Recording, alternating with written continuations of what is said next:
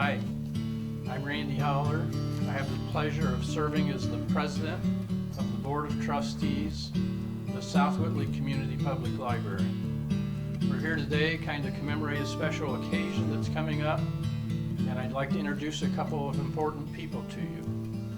On my right is Dave Warner. Dave's also a board member, and Dave has kind of an affinity for studying, remembering the history of South Whitley, Indiana. So we're hoping 30 years from now he'll be telling people about today. On my left is Alan Fox. Alan Fox owned and operated Fox Products for 52 years. And Alan has very generously donated money so we can expand the South Whitley Community Public Library in the near future. I guess at this point, Alan, what we would ask is, why did you donate the money? What's your vision of what we should accomplish with the expansion? Well, I think that the people in the community miss a lot of history because of the way it's presented. And I thought if we changed the way it's presented, we could increase the interest level.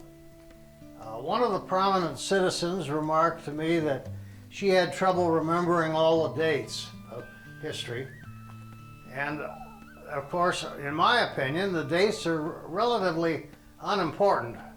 The important thing is the events, and history takes place either for the pursuit of money or adventure or power.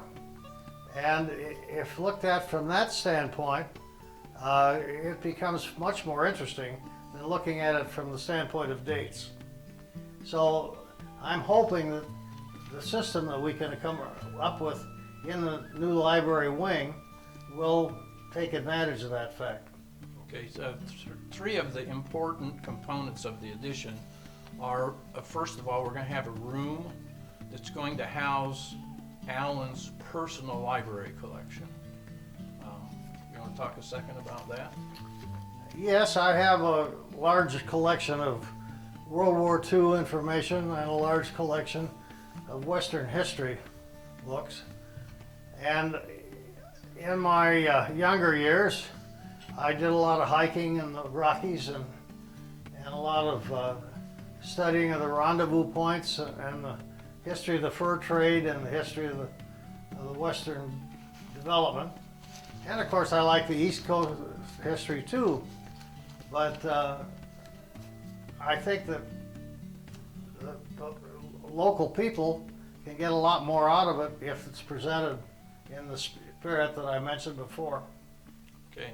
Second important room is next to his library collection is going to be a room for people to study in. They can actually go in and read the collection, and Alan may have some artifacts in there from his travels around the world. Anything you want to mention about that? No, but I've been lucky to acquire small souvenirs from different places in the world.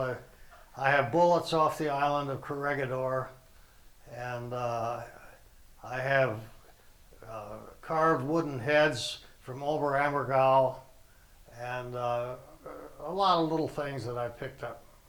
Nothing very large. Everything you could put in a suitcase.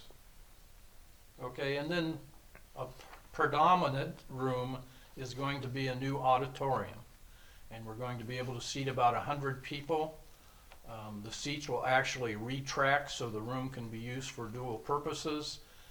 We're going to have audio and visual systems installed, so we hope that we can use that room to help pique the interest of the students that we're trying to get involved more with history.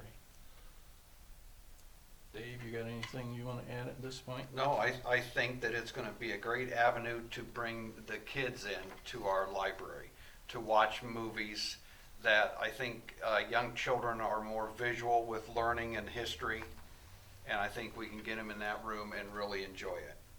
Okay.